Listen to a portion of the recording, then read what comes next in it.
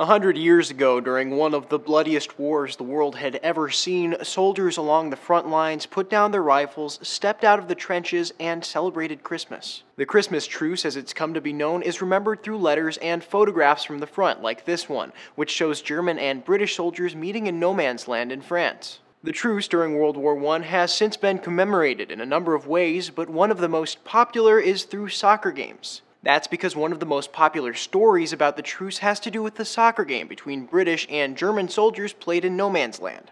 That story has been used in videos like this one from the European soccer governing body UEFA as an example of how the sport can unite people. And Prince William, the president of the English Football Association, even unveiled a monument to the game at the National Memorial Arboretum earlier this month.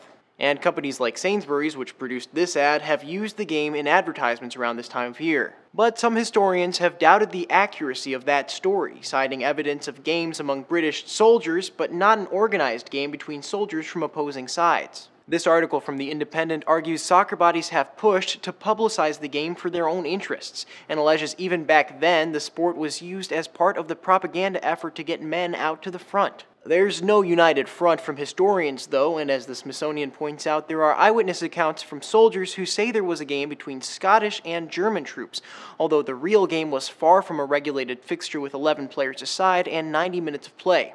What historians do generally agree upon is in pockets along the line that stretched from Switzerland to the North Sea, German and British troops left their trenches to exchange cigarettes and bury their dead, among other things. The conflict only intensified after the truce, however, with officers strictly enforcing orders to not fraternize with opposition soldiers, and the deployment of poison gas driving up the number of casualties. The Christmas truce happened early on in the war, but it has remained one of the most enduring memories of what would become one of the deadliest wars the world has ever seen. We heard them singing, "Still a Silent Night."